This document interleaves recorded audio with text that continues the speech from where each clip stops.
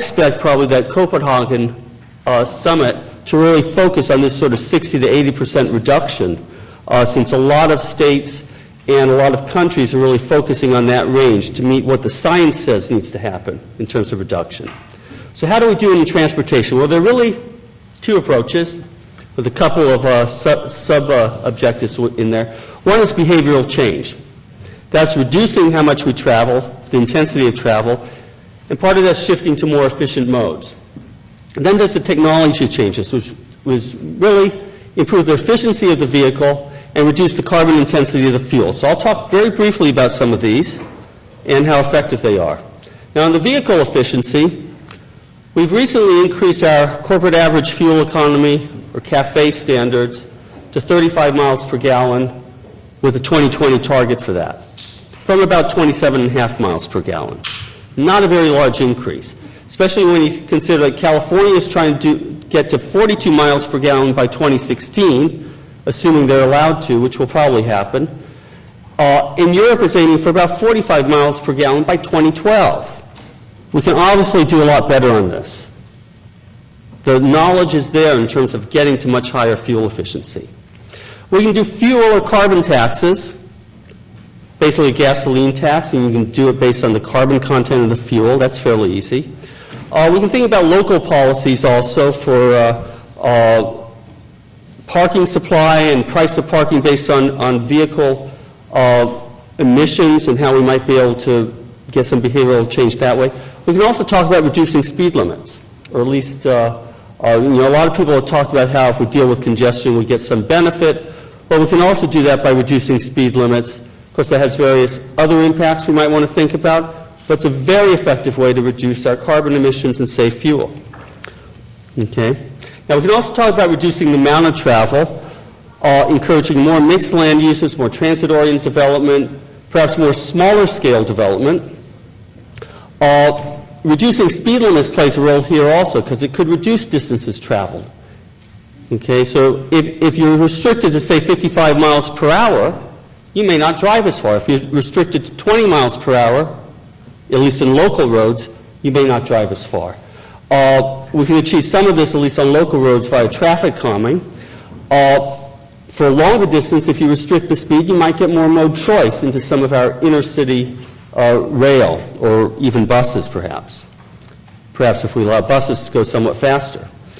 We can do road pricing. We've heard a lot of talk about that. That's certainly one way to reduce the amount of travel. Gas tax does that also. Okay, so the road pricing can be very limited in certain areas. It can be effective within the urban core if you're concerned with congestion pricing. I'm a bit more skeptical of what the impact would be on a national level that cannot be better achieved with gasoline taxes, which directly target what we're trying to reduce, which is carbon emissions. And you make it a carbon tax, so you get it across the different types of fuels available also. More efficient modes. Obviously, walking and cycling for local trips is more efficient. We can do some of that through the urban design and traffic calming. We can do more car sharing, whether it's carpooling or other ways of sharing vehicles. Maybe provide parking priority, tax incentives, etc. And of course, there's public transport. We've heard a lot about that, about how that can help. But it's got to be integrated with the land use to really be effective. If you just provide more public transport to when people are not going, it's not very efficient from a carbon emission standpoint. So you need to integrate that with where your development occurs. We know all these things. We can switch to carbon neutral fuels. Now, we've heard a lot of talk about ethanol biofuels. But the problem with it is that not all crops to grow biofuels are carbon neutral. In fact, we know now that actually corn ethanol-based biofuels probably have more of an impact on climate change than gasoline. Mainly because you get an initial release of carbon when you plant the crops. And it takes over 100 years to recapture that. If we need rapid change now, it's not a very effective strategy. And there are all sorts of issues about fuel infrastructure, delivery infrastructure that need to be figured out. Electric vehicles is where we're going now. Plug-in hybrids are on the horizon. However, we have to decarbonize electricity to get there. We need to reduce existing electricity consumption for other purposes, so more efficient light bulbs and other ways to reduce consumption. And the issues of where people will plug in. But, if we're going to add more renewable energy, more of the wind power and such, its best use is to reduce some of the coal-fired generation.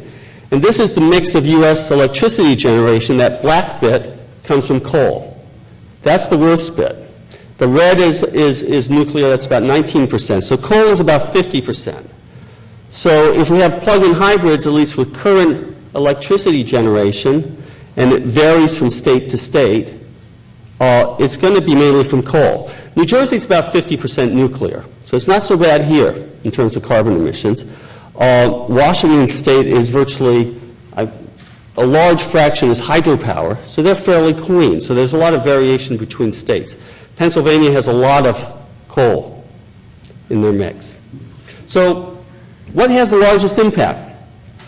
At least my opinion is we really need to focus on improving the fleet fuel efficiency. Okay, we can do that in two ways. We're doing it by CAFE standards. We can make those better. A gas tax or fuel tax helps. The car companies for many years said, oh, we don't want to do CAFE standards, but we don't mind a gas tax, because that gives the incentives. And maybe that was a political ploy on their part, because they knew it would never happen. Okay? We can shift to the carbon neutral fuels and just, this is a big research issue in terms of getting the non-ethanol biofuels, the ones that are not food crops, figuring out how to turn those into biofuels. And there are lots of issues with those also still, but that's one approach and might solve some minor problems. But I do want to emphasize all the other little things matter also. All the land use, the pricing, however you want to do that, transit, all these things matter also. Every little bit helps when we're trying to achieve an 80% reduction by 2050. Now, what am I doing, Tony? You've got to watch my time. One thing I want to emphasize is we cannot ignore the other modes. Okay? And what I mean here is aviation, international shipping, and freight transport. Globally, aviation is about 2 to 3% of carbon emissions, but it's not just carbon emissions from aviation that matter. There are other high-altitude impacts that have maybe even a worse impact on climate than the carbon emissions. International shipping, about 3 to 4% of carbon emissions. Okay. Freight transport, this stat's a little different. It's about 18% of our transport carbon emissions. Okay. So let's just talk about these quickly. If we look at the geographical distribution of aviation, this is a forecast coming from NASA graphics here. And the red is basically showing where there's heavy air traffic. And you can see between 2000 and 2050 we get quite a large increase. Not so much in the U.S., but you do get a lot on North Atlantic, and you get a lot in Asia, a lot of increase in Asia. And we're talking really about a 4 to 5% annual increase and worldwide. Okay? The other climate impacts have to do a lot with the contrails that are formed. These little white lines that you see coming out of the aircraft. It's not so much the contrails themselves, but how they react in the atmosphere, and they cause cirrus clouds, which have been found to have a major impact on climate change. And this is just showing that you can see how much here in this, how much they spread out here. And just to show you here, I want you to focus on the right-hand side of this graph. Okay? And this is kind of demonstrating how knowledge has changed. This is showing a measure of what we call radiative forcing, which is the energy held in, basically, that's directly correlated with changes in temperature. And this is for aviation. And the main thing I want to point out, on the left side we have the CO2, and we have pretty good knowledge about how that affects climate change. The largest bar, not the one on the far right, but the one kind of in the middle there, that's our cirrus cloud formation from contrails. And you can see that's over about 2.5 times the size of our CO2 emissions. Never mind the other impacts from aviation, from NOx emissions, which causes ozone, which is a potent greenhouse gas also. And there's some detail in there. There's more uncertainty with the cirrus than there is with the CO2. But this is a real concern in terms of the impact of aviation that we're not really thinking about in policy terms. Now, for aviation, your options are much more limited. First of all, you really need a liquid fuel. We're not going to have electric planes, at least not to my knowledge. So you really need to have biofuels. They're focusing on algae as the way to get there right now. That's one of the things they're focusing on. And I saw a presentation where they claimed, well, if we use soybean oil just for aviation, we just need the landmass of Europe to grow it. Algae, we just need Belgium, which isn't so much of a problem. You can do various things. This was mentioned previously. With air traffic management efficiency, there are very small benefits from this. Order of maybe 10% or so improvement. However, it's not clear what the impacts on contrail formation will be. If pilots can route more directly and fly higher, you tend to get more contrails because it tends to be somewhat correlated with altitude. There are lots of details in that. And you could aim your policies at avoiding where the contrails form, at avoiding what are called supersaturated airspace, where you tend to get the persistent contrails that turn into contrails. So you could have a policy focused on that. This is like avoiding big thunderstorms, except you can just fly above or below them rather than around them. So it's actually much easier than what's currently done in the system. You can do carbon taxes. Europe's going to implement emissions trade. They have their emissions trading scheme. In 2011, they're bringing in aviation. In 2012, they're bringing in all flights to Europe. And there's a lot of debate as to how this is going to, a lot of countries don't like that, including the U.S. You can do landing charges for aircraft based on which would effectively have more, you set this to have more of an impact on those flights that are less carbon efficient, because there is variation by aircraft type. Let me skip that. Let me talk briefly about freight. The objective in freight transport is really to minimize the cost of freight and warehousing costs. So there's a real trade-off here in terms of how the freight sector works. Most customers don't really worry too much about what mode's being used in modern logistics systems. They just want it to get there, and they want it to get there sometimes at a certain time, and they want it to be reliable. It depends on how perishable the products are and what their value is. Now, we can do a lot with truck efficiency, okay? And a lot has happened with this just because fuel prices are high. You can do various things with the aerodynamics to improve efficiency. You can electrify truck stops, reduce idling. You can put automatic tire inflation devices on, have wider tires. You can also reduce speeds. And a lot of operators, fleet operators, actually have speed governors on their trucks already to reduce speed, mainly for safety reasons. It also saves fuel. Okay? European Union also has a requirement to have speed governors on trucks set at 90 kilometers per hour, so it's about 55 miles per hour or so. And that you can provide feedback to the drivers on how they drive also. So some of these GPS technologies and such can actually give that feedback to the drivers of fleets. Okay? Now shipping's a big issue mainly because of the high growth. And this is just showing foreign and domestic. The foreign's about doubled since 1975 or so, although it's decreased recently. Maritime emissions, there are lots of interesting issues with this. This satellite photo is showing what are known as ship tracks. Okay? And this is off the coast of Europe somewhere, but you can see how much traffic there is. And these ship tracks tend to have a climate impact also. Oddly enough, it's a cooling impact. Okay?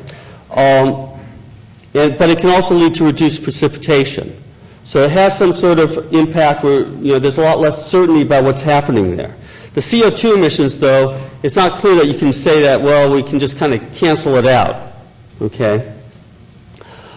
This also has lots of other environmental impacts associated with sulfate aerosols from ships. There's been estimates of about 60,000 annual deaths annually from the particulates, the sulfate particulates. Now, I'm almost done. There are other ways to get wind power, just to show some other ways of thinking about this.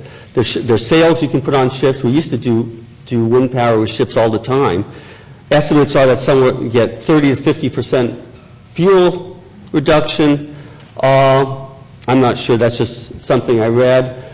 And also you can do use wind power to blow blimps around, basically. So there's a lot of actual research and commercial development of more sophisticated blimps, essentially, as a way mainly for cargo transport. So just to conclude, you really need to increase vehicle efficiency to at least achieve the short-term 2020 targets that most people are talking about a 20% reduction.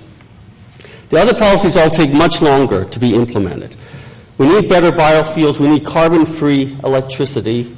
We need land use policies. We need pricing policies, but it's really the carbon tax we should think about, in my view. And we really need to integrate across all the modes to think about it more holistically. I think that's it. Okay. Thank you.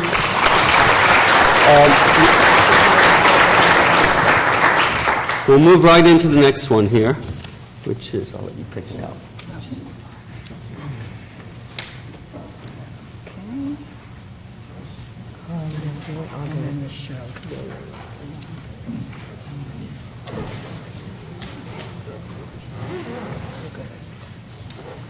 Okay, good. Hello. I think it's this. Okay. Good afternoon. Ray Zimmerman from NYU's Wagner Graduate School of Public Service. I want to acknowledge my research team members, Carlos Restrepo, Professor Jeff Siminoff, and Svea Naftali, and we will work as a team to generate a lot of the information you'll be seeing. I'm basically going to be talking about a kind of a push-pull phenomenon. We know climate change conditions are occurring, and transportation is affected by climate change on the one hand, but transportation is also affected by climate change very adversely. And we need dramatic technological and behavioral changes to basically address the situation. So looking at climate change conditions, Bob showed some of these from the IPCC. The main point here is that surface temperatures are going up. Average sea level is going up. The North Hemisphere snow cover is going down. There may be some uncertainty about all of this, but the fact is it's happening, it's here. This is just came out, released from the New York City Panel on Climate Change, of which I'm a member.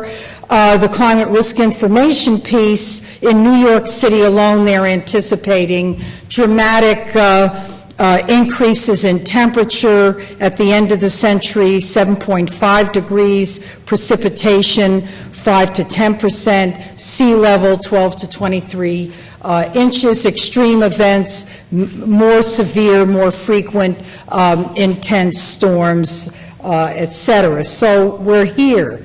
The first issue is how climate change can affect transportation.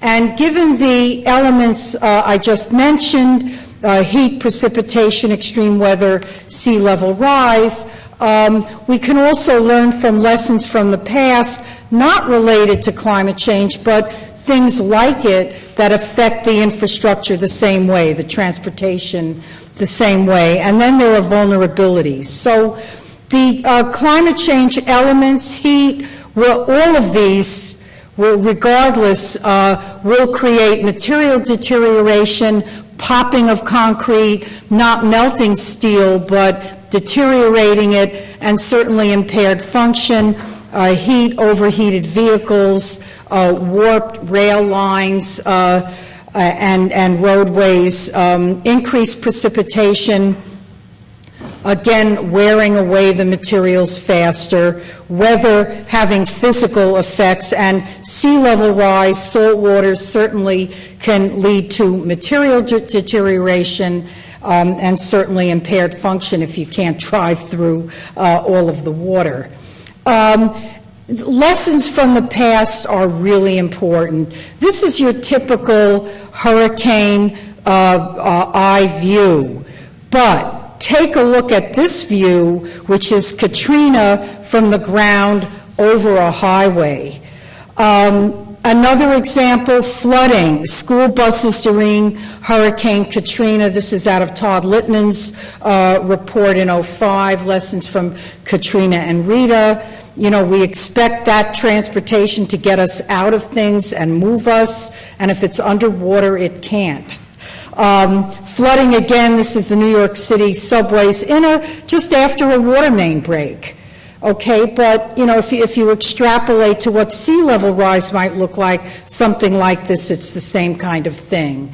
The Goddard Institute of Space Studies, NASA, has and other agencies have mapped where the vulnerable areas are. This is New York City. I don't expect to be New York City centric too much, but you know, this is where we're coming from. The blue areas show projected inundation zone estimates, a certain level above sea rise, and a lot of our major roadways, tunnels, vent shafts are there.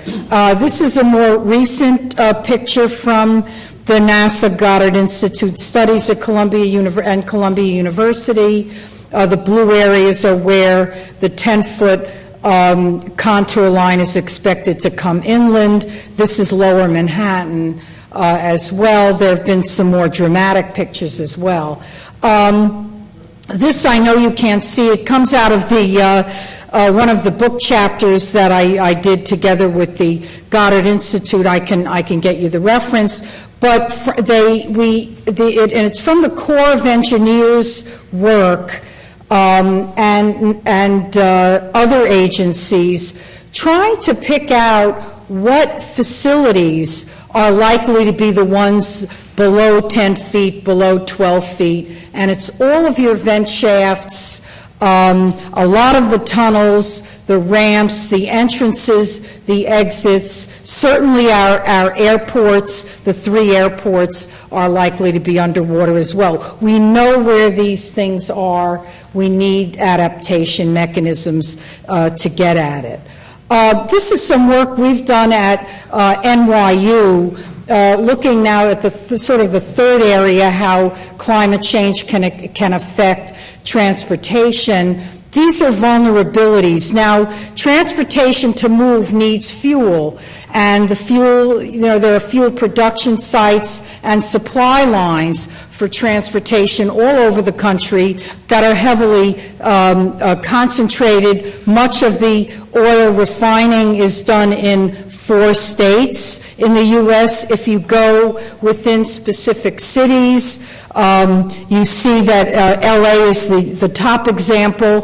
There are just a few areas where the major oil refining capacity is done. In Texas, Galveston and Houston, you've got major concentrations within the metropolitan areas, and similarly within the state of Louisiana. These are known, they're low-lying, and it's the concentration really that is going to create tremendous vulnerabilities.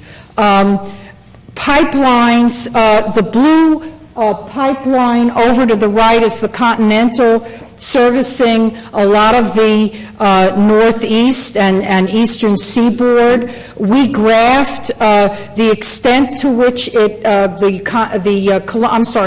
the Colonial Pipeline was recovered after Hurricanes Katrina and Rita. Took about 10 days to come up to full capacity. Some of these were deliberate shutdowns rather than actually being damaged. But you know, this is servicing a lot of what we need for gasoline, and a lot of the climate change impacts are like natural hazards and can shut off a lot of our supply lines.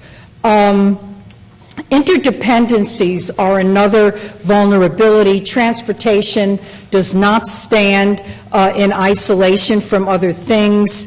In a paper I did with a colleague a couple of years ago, I actually calculated how long it took a lot of different types of infrastructure to come back after the Northeast blackout. And it took transit electrified rail in New York City about 1.3 times as long to come back after the lights were turned back.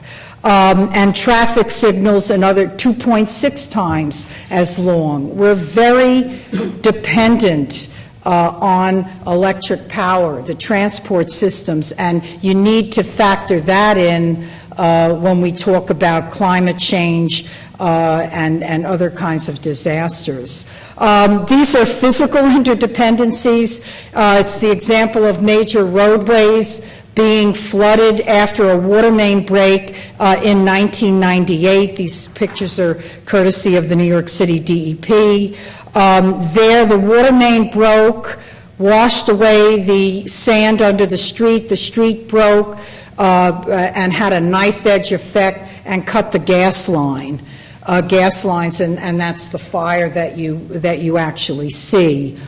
Three, the effect that transportation has on climate change. You've heard a lot about that now already, that there are increasing contributions of carbon dioxide emissions from transportation, and I'll go through some of the explanations.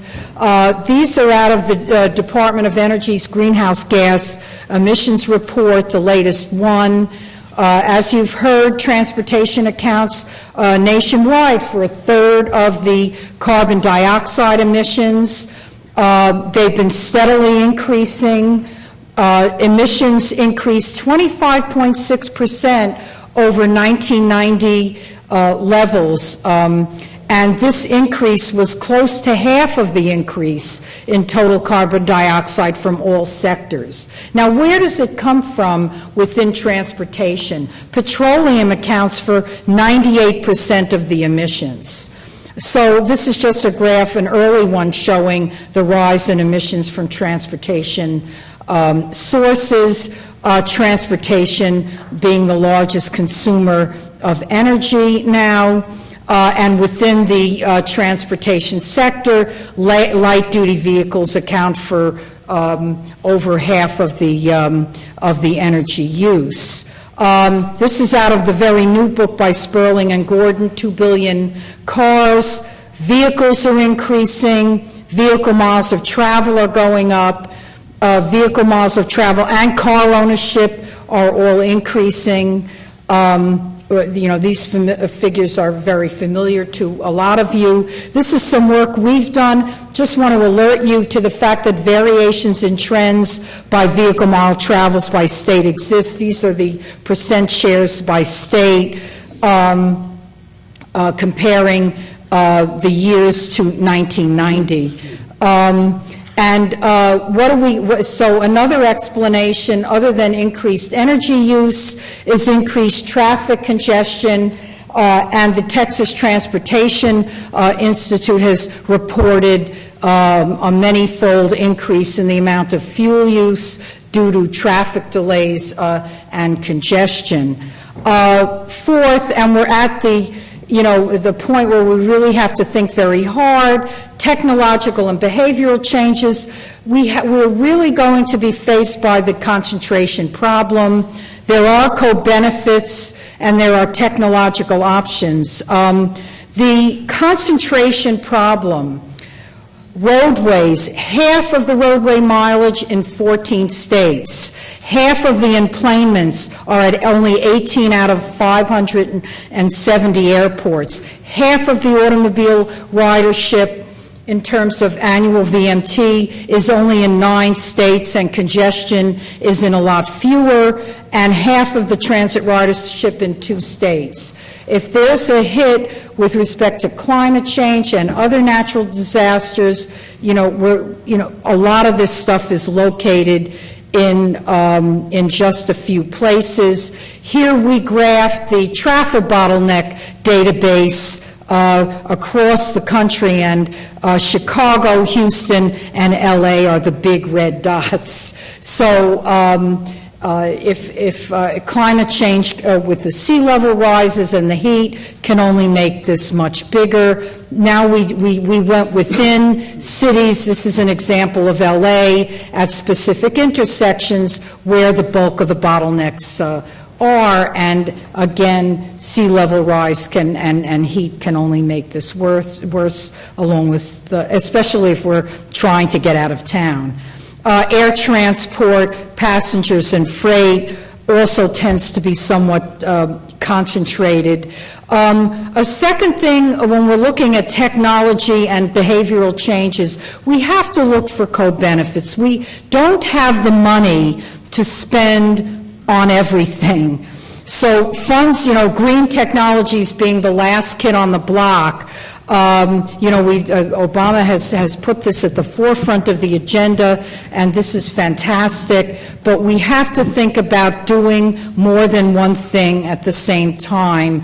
I've come out of the security work with Homeland Security. We have to do security and sustainability, and we have to improve our infrastructure at the same time. This is the ASCE scorecard, which just came out. And we see that aviation, roads, and transit are the three areas whose scores have gone down. They weren't great to begin with, but they've gone down. So that what we want to do is be able to improve the state of good repair at the same time as we're making this infrastructure sustainable. That's one co-benefit we've got to look at. Security is a big one. There are over a dozen security initiatives targeted specifically to critical infrastructure, and transportation is a key element of that. I've just tried to put together climate change criteria and security criteria, and X's are in every box of the matrix. There are a lot of things that are synergistic. We can do security and sustainability at the same time, sustain capacity, reduce fossil fuel usage, and the like altogether. This is some work we did out before and after September 11th on transit ridership. The ridership went down. You see the vertical line after, just at 9/11 and came back up. Transit is the real role model in security incidents. There wasn't a single death. You see the huge plummet around September 11th. The other plummet was just Labor Day, interestingly enough.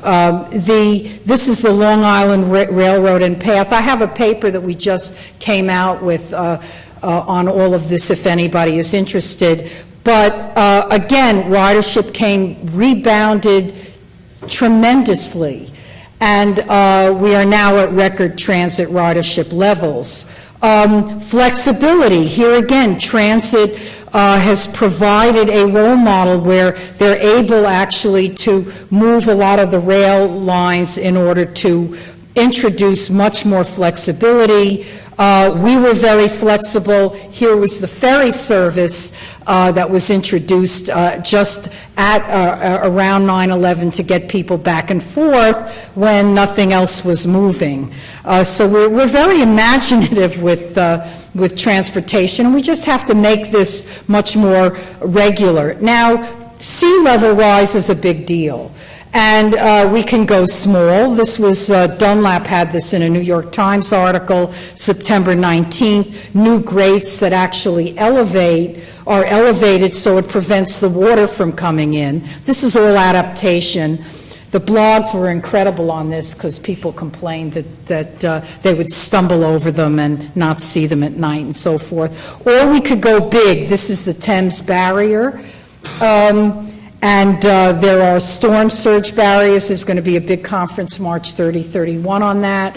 So we can do a lot of different things to protect transportation infrastructure. Bob and others have talked about all of these alternative vehicle designs, alternative modes promoting transit, but I do want to alert you to the fact that we don't want to become oil dependent on foreign, oil dependency on foreign countries, but we may become lithium dependent. There was a big article in the New York Times about this, because Bolivia seems to have by far the largest concentration of lithium for batteries. So we have to work all of this out, take a systems approach. So conclusions and observations: climate change is a reality, is increasing, it's here. Road-based transportation is a major contributor to climate change and in turn is affected adversely. There's a backlash, boomerang effect by those changes. Resolving climate uncertainties, it can affect the degree of change in transport options, but not the fact that changes are necessary. We need multiple approaches and also new ways of thinking about how we transport ourselves. Thanks to the New Yorker.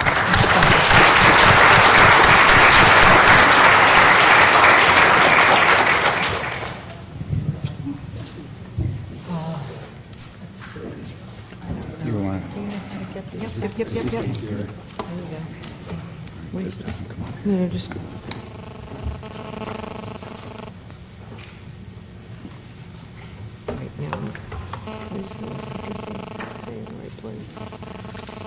Well, I guess I'm bringing up the rear here today. We've covered an enormous number of topics and all sorts of detail. I think what I'll do is try to focus on at least what I consider to be the fundamentals here, and maybe make sure we don't lose sight of the fundamentals. Climate change. I think we all agree it's a big problem. Ray has just gone through it. It's something that we're going to need a big solution to. Certainly a lot of little solutions are going to help, but we may not be able to completely save our way out of this problem. We may need some big problem. It's a global problem, really stemming from our fundamental way of life. I mean, that's just it in its nutshell. It's the size of our population. It's our personal standard of living, preferences, desires. It's those two things together. I don't think we're going to do anything about the size of our population, or at least I hope we don't, because those solutions are nothing but really ugly, so we aren't going to go there. With respect to changing our standard of living and preferences, a lot of the discussions, or some of the discussions today, have been about us changing our preferences or our standard of living, and I don't think that we necessarily want to do those. Certainly, if we do change our standard of living, we can solve the problem that way, but it's probably not the way we want to do it. And really, it's the economy that goes and sustains both of these things, which is causing the problem.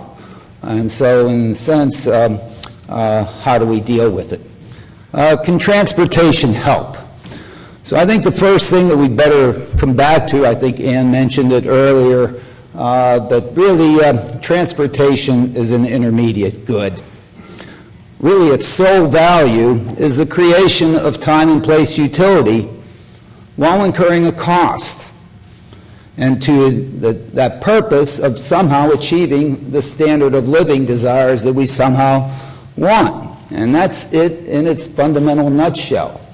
And so if we aren't getting anything out of it, we shouldn't be doing it.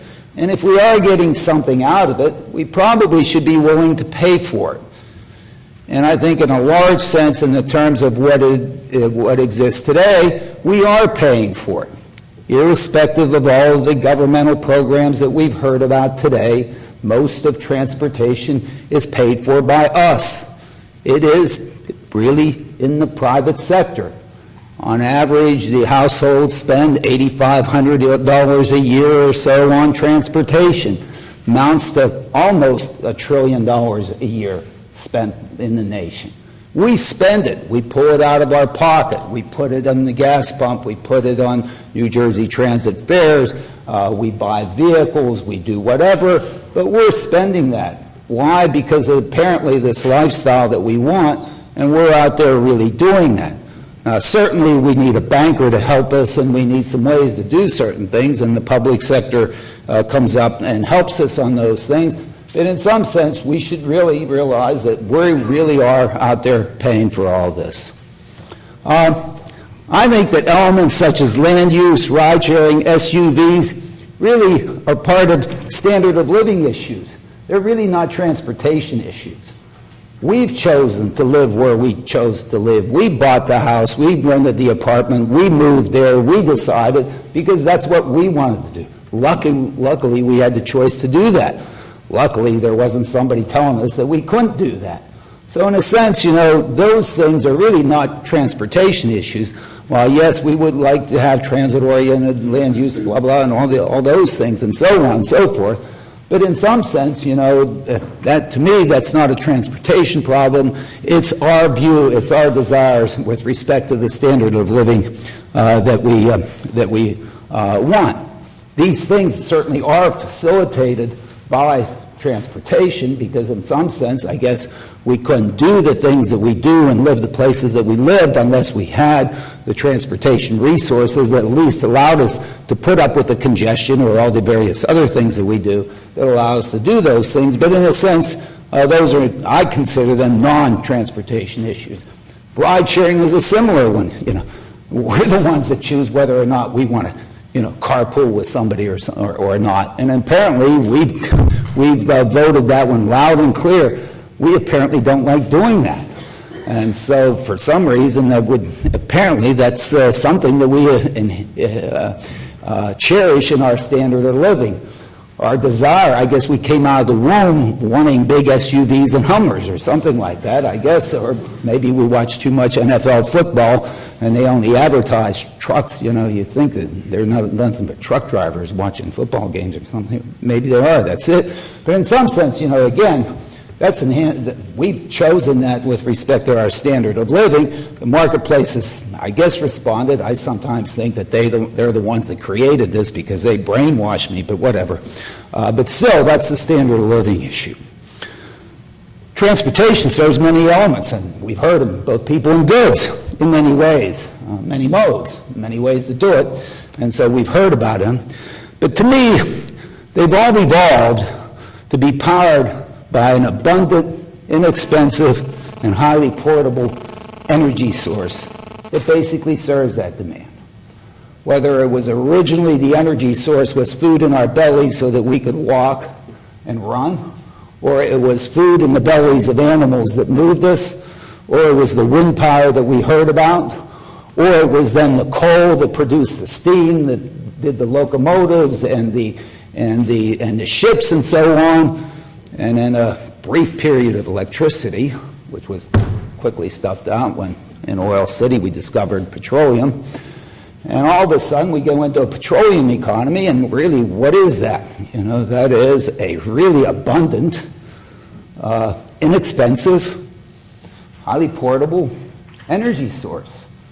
And so why have we ended up with technologies that are, you know, geared to it, you know, essentially 100%, is because of that. And in a sense, that's where we are. And I think we agree with respect to the climate issues. The climate issues are associated with carbon elements that then come out of that particular technology. Now, transportation has adapted to help in similar crises in the past. So they try to deal with the transportation part, and then really I look at air pollution. And if you look at the Clean Air Act and what's come after the Clean Air Act, really transportation has stepped up and really made the air that we breathe a whole heck of a lot cleaner than it was in 1970, or than it would have been if we wouldn't have done anything. It wasn't all, it didn't do it all, but it did do something. Certainly catalytic converters helped the move away from lead-containing fuels, CAFE standards, cleaner engines, banning two-cycle engines, et cetera, et cetera, et cetera, certainly helped. And I think, we deserve kudos for going out there and really stepping up and helping that one. Still more to do, but certainly it's stepped up. So essentially, all transportation-related and transportation technology-related elements have go in and have provided that particular element. And I'd like to spend just a couple of seconds on my favorite graph.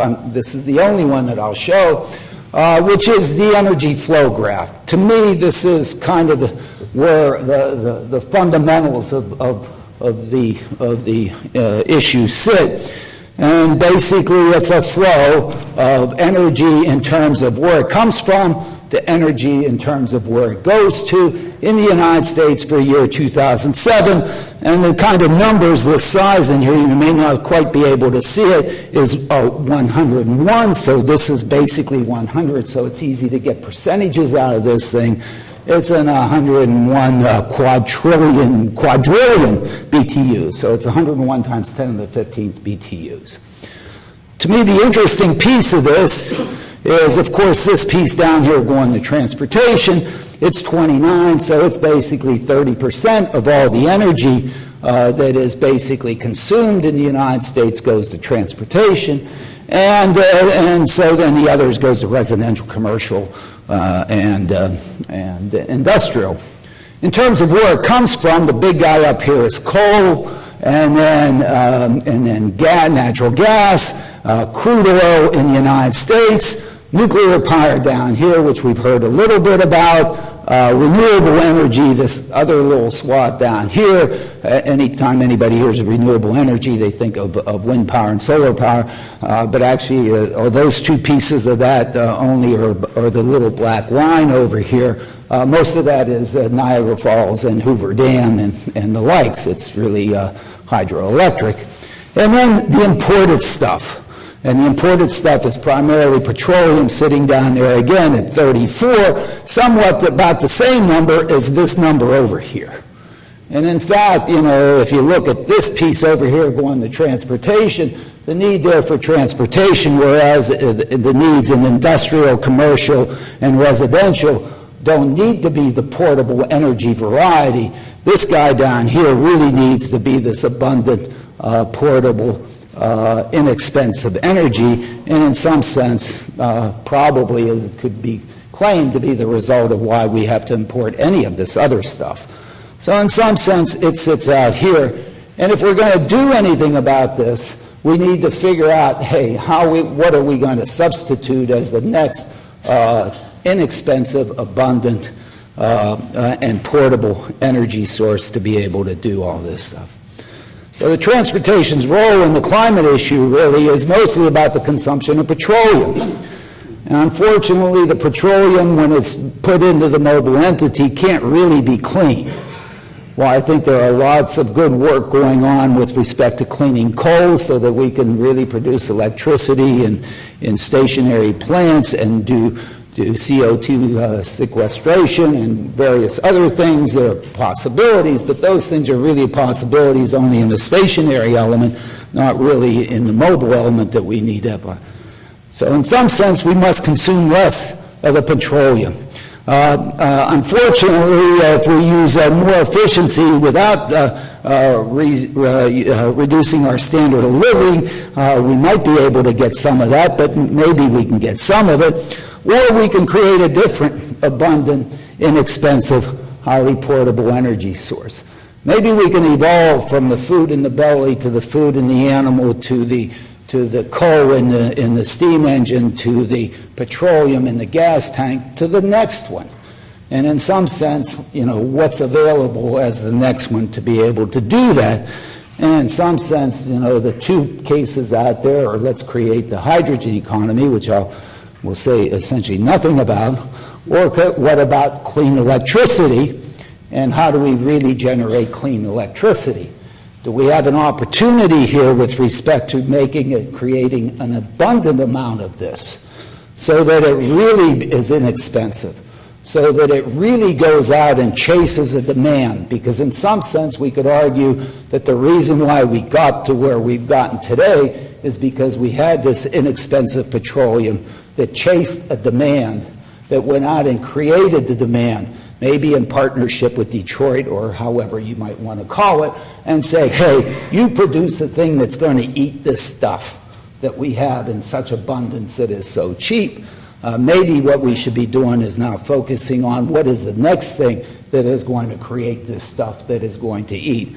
In some sense, some people suggest that now that the automobile industry is in somewhat of a turmoil, it's a great time to have technological evolution there to really move to the next demand point, that is the demand element that is going to chase that new one. And in a sense, if you deal with that, well, wind is kind of interesting and solar is certainly interesting, to really create that amount, that large block that is being consumed, most of which is going to the automobile. We saw the percentages. Some of it, as was said, it's tough to make an airplane electric. I agree. I mean, we're not going to, put a liner. That would be an awfully big battery that we have to have on that one. And so I don't think we can do that one.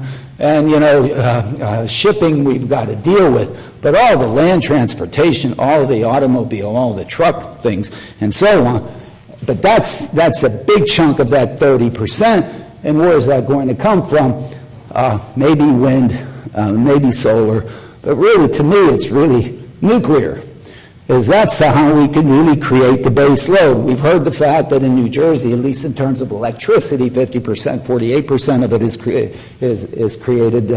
is nuclear related. We haven't built a nuclear power plant in this country since 3 Mile Island. Some are finally under design. But in some sense, to really go to a nuclear economy, which could in fact create an enormous amount of very inexpensive energy, given the financing and so on that has to take place. Of course, there is another environmental issue. Well, I guess the point that I, of course, need to make is, of course, that has no carbon footprint. But, of course, somebody's going to say it doesn't have a carbon footprint, but it has a nuclear footprint. And therefore, which do you want? Which one of those bad ones do you want to have? But in some sense, I think this spring, it's the first time the nuclear engineering course is being taught here at Princeton since 3 Mile Island.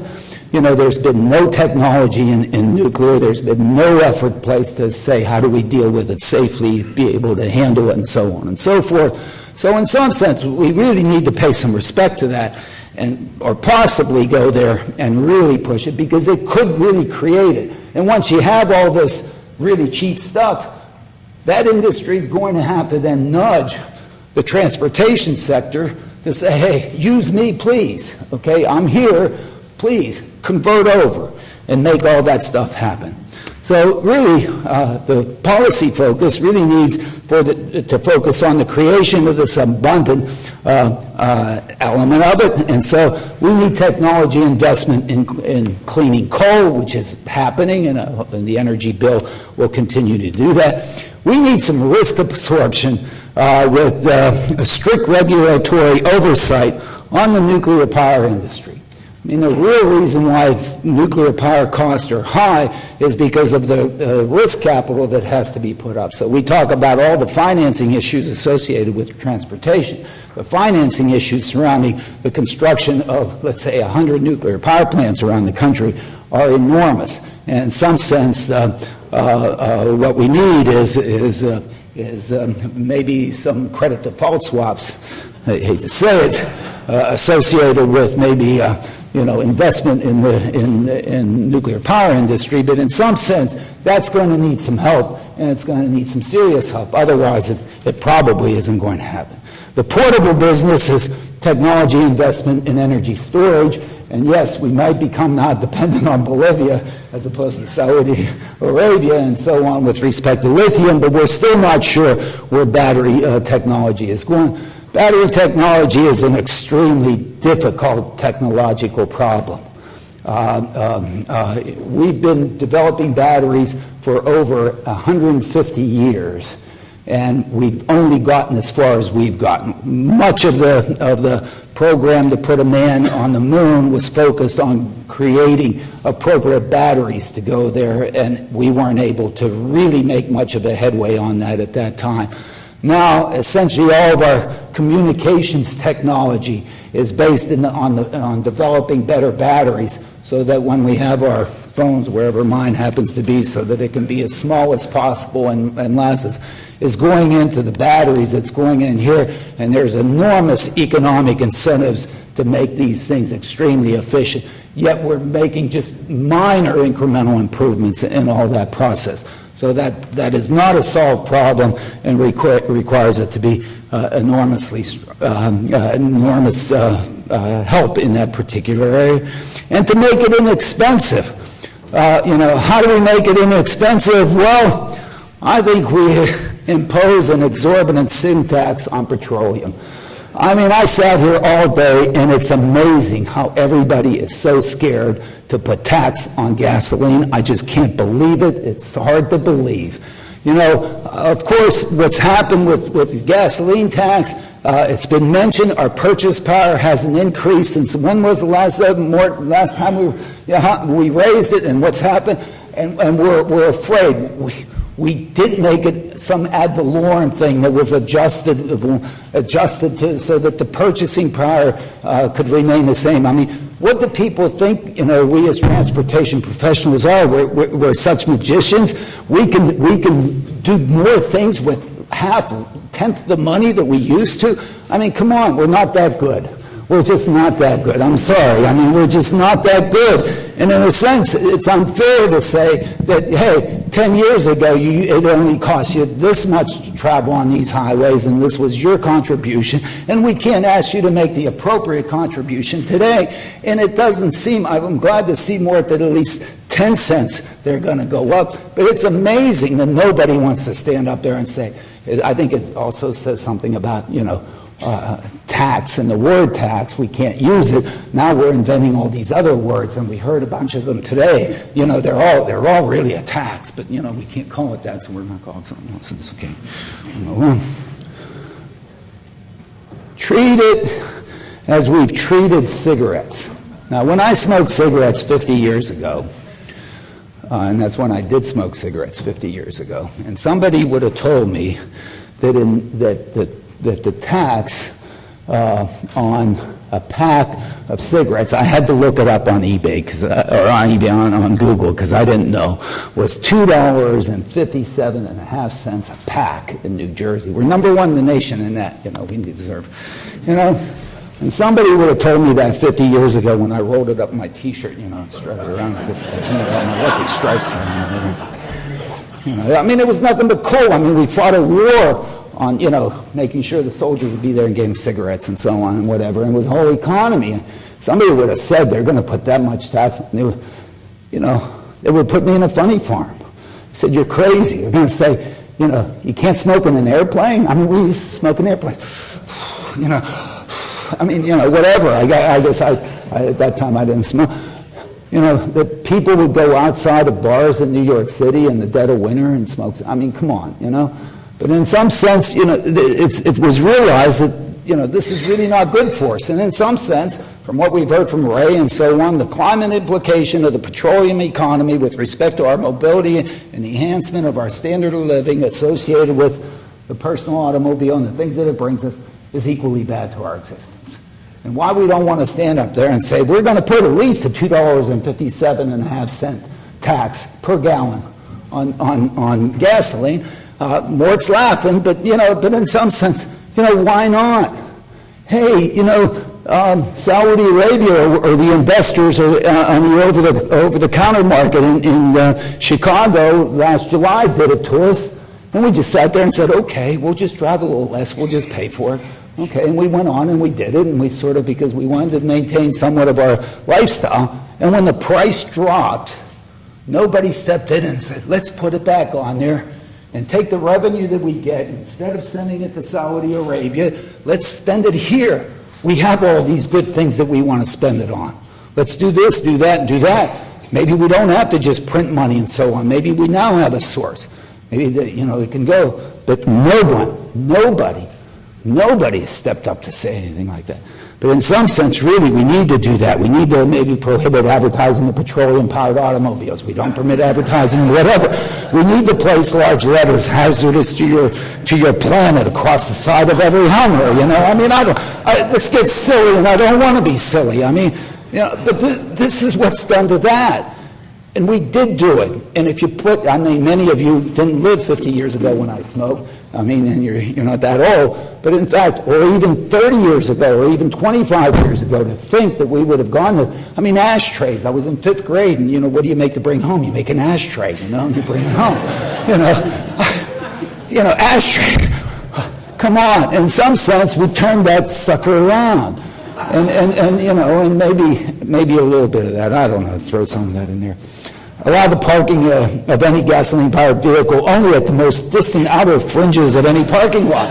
I mean, you know, you can't smoke in a bar in New York. You might as well, you know, whatever. I don't know. But anyway.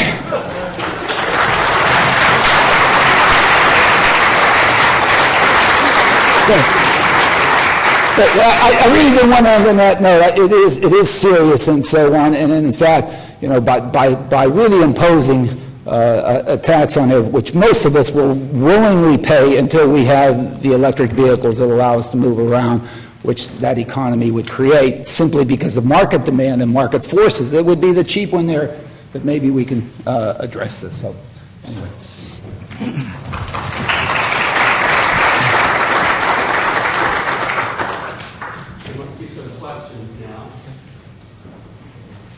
I got to pick up the points. I'm okay. I'm okay. Well, we're broadcasting.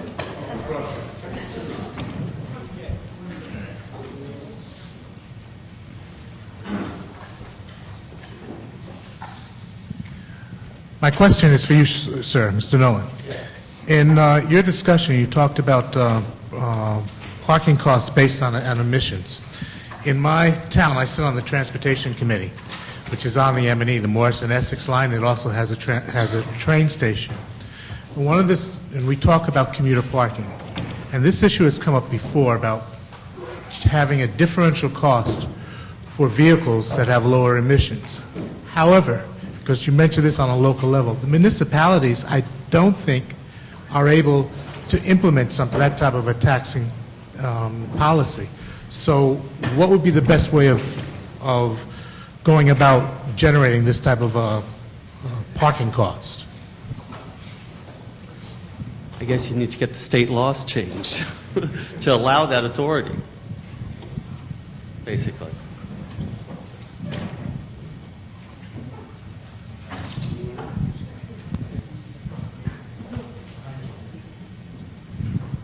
Actually, this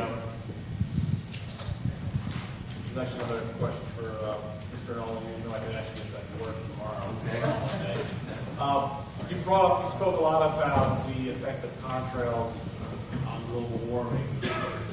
My understanding that contrails are actually causing what they term global dimming, and that is causing a lot of reflection back of solar radiation back into the atmosphere. I have to assume there's also been a lot of retention of the net impact, the cirrus cloud during the day will reflect some radiation back into space, but at nighttime it holds it in.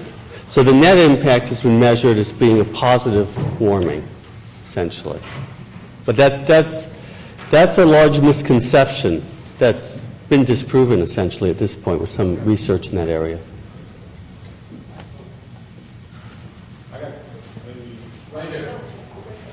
Yes, this is on?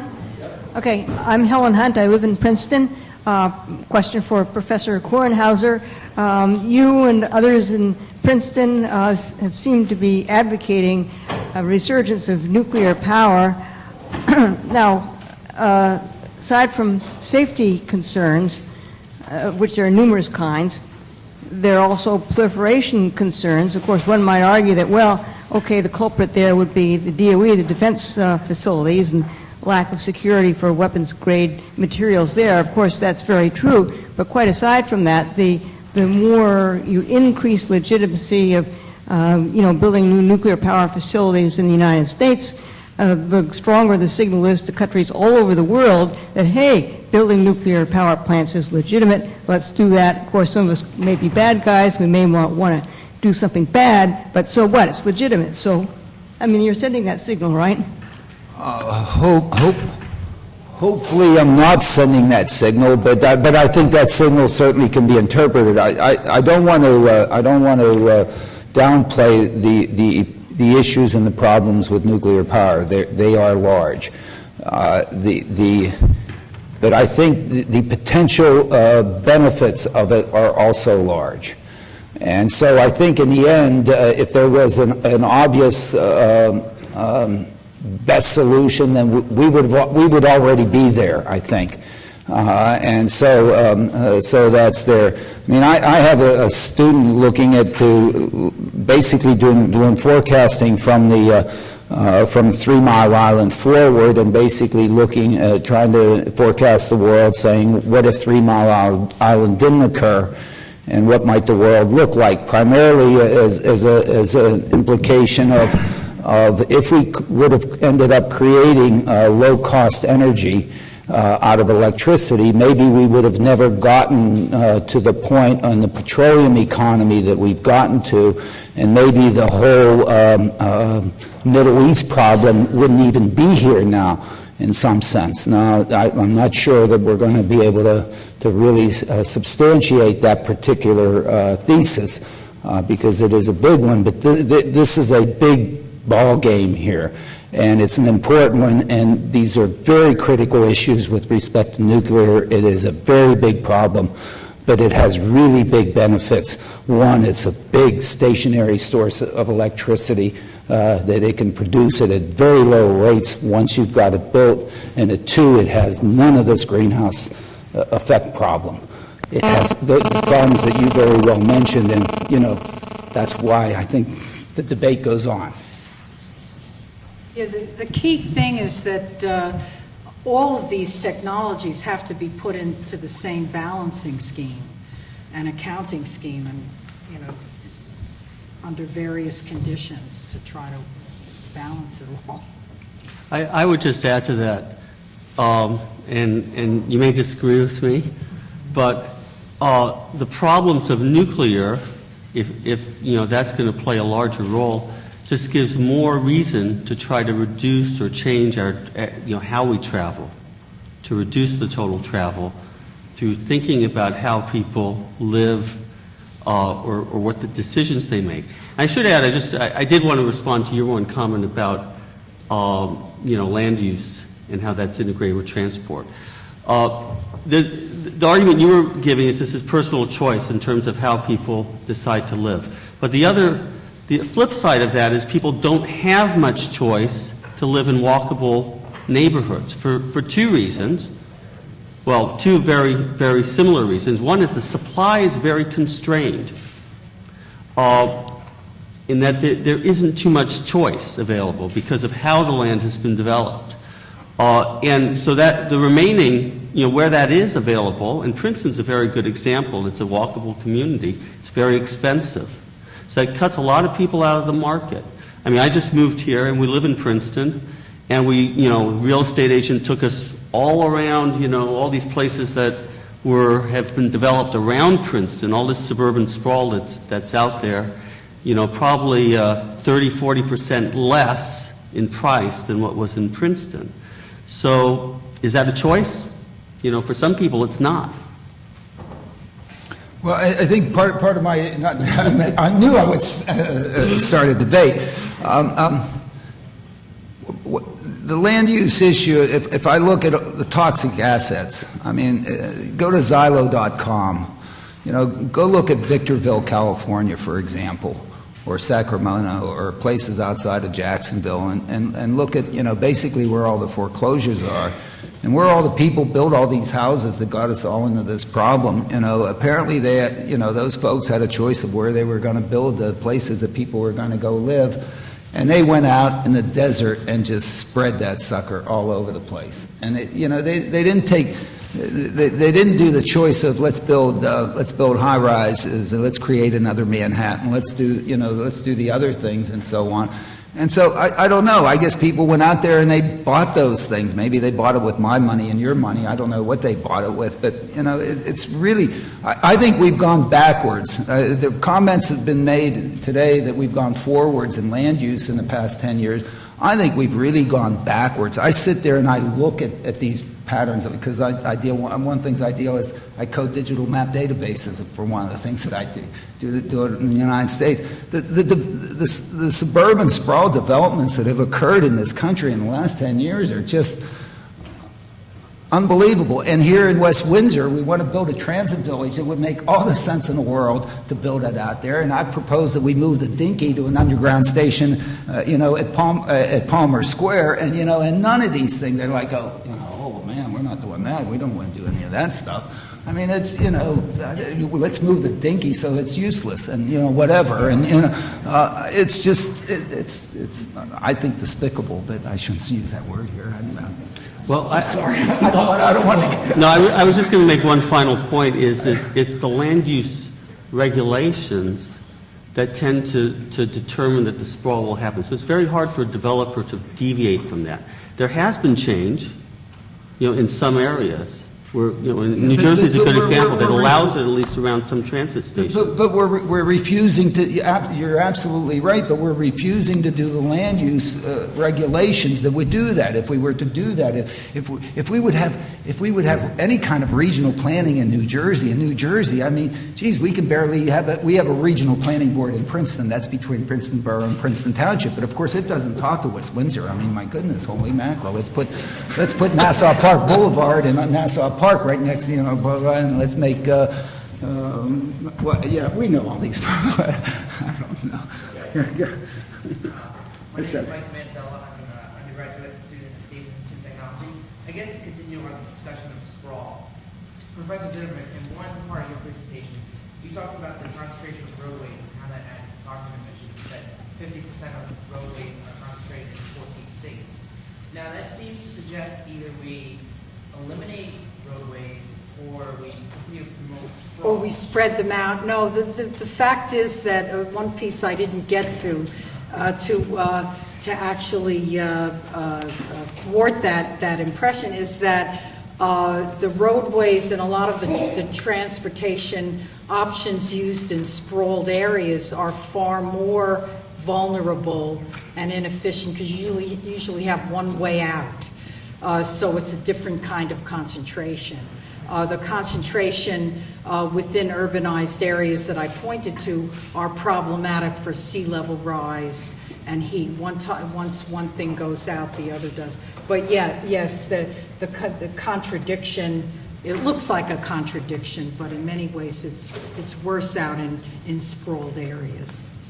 Kyle Daniels, urban planning student at Columbia University. Just to continue with this discussion, I think it's worth noting that two of the things that are most significant factors that promoted the low-density automobile-oriented land use patterns that we have were federal programs, namely the Federal Housing Administration and the federally funded highways. And so, if federal programs can have such an impact in one direction, that stands to reason that they could do so in another. For example, for decades, the Federal Housing Administration only insure mortgages primarily on single-family homes. What if we were to switch that policy and insure mortgages on multifamily homes to encourage higher density? It's not. I disagree. It's not so much a lifestyle choice, but largely a result of these very significant federal programs. Good point.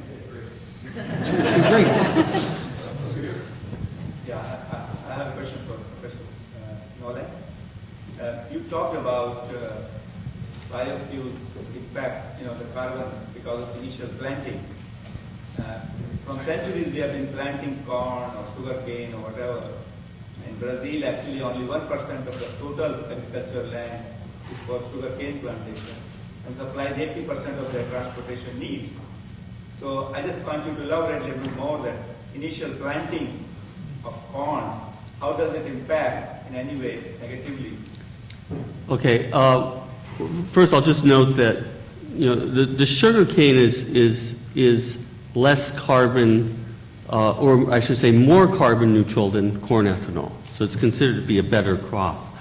The problem comes, and this is actually from research that came out of Princeton. I don't know which department, Tim Searchinger's work. It has to do with the fact that, okay, I can take an existing cornfield and produce ethanol from that. Okay, but that's not the end of the story. Corn's a food crop. So somewhere in the world, it may not be in the Midwest, someone is going to respond to that, the demand for food products from corn in some form or another, and they're going to start planting a field somewhere. It's that sort of turnover that has the impact. So that initial marginal planting that's going to occur because we're converting to biofuels. Pat Ward. That's Bob Williams here at Princeton that did that work. I'm Pat Ward, and I head up the Community Development Department of West Windsor Township. And I just wanted to get into the debate a little bit about what we're trying to do. We're certainly embracing transit-oriented development, as you know from our redevelopment plan around the train station. We're also embracing mixed-use development wherever we can so that people can shop, they have their services, as well as a walkable community where they don't need to use their cars. The biggest problem is not the municipalities or the zoning, it's public perception. They don't want to be urbanized, they like their cars, they want to have 4-bedroom colonials, and it's a change that we're running into public perception problems as opposed to zoning problems. And this goes back to why we need a higher gas tax. Because people respond to prices. And we can talk about how this is our culture and this is how we live, but if you have a higher price for travel, people respond. And I wanted to comment a little bit on, quality of life issues and this perception. I lived in Europe for 9 years, and quality of life is good, even though your gas price is $6 to $8 or so, and you're living in generally a more densely populated area. You still have a good quality of life, so it doesn't really affect that. And just anecdotally, I found that we were spending more on gasoline when we moved here, at least last August, than we had been spending in England, because we had a less fuel-efficient car, and we probably were driving a little bit more.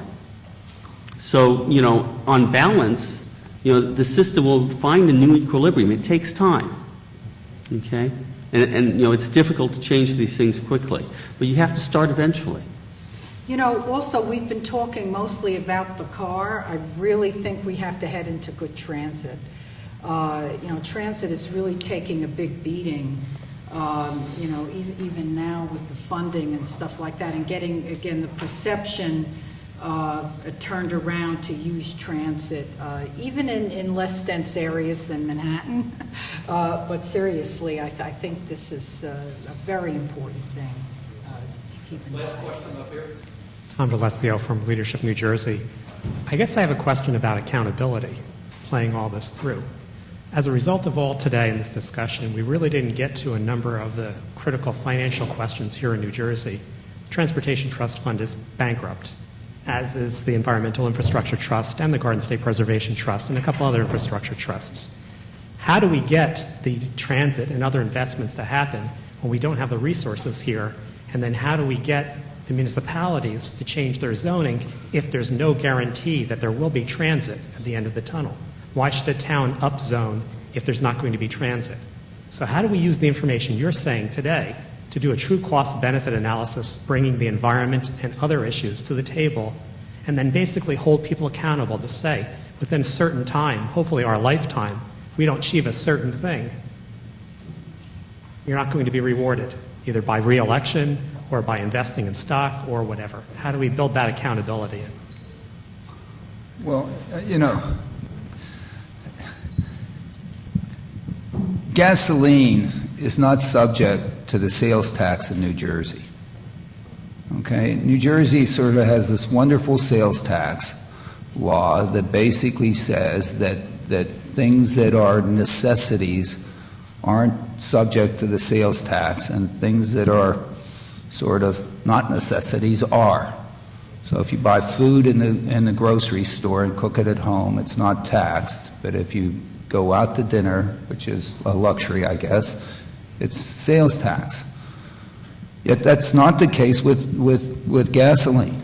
Even though we have a mass transit system here, which would be the grocery store analogy, and the gasoline in our cars, which is really a luxury, we don't tax it.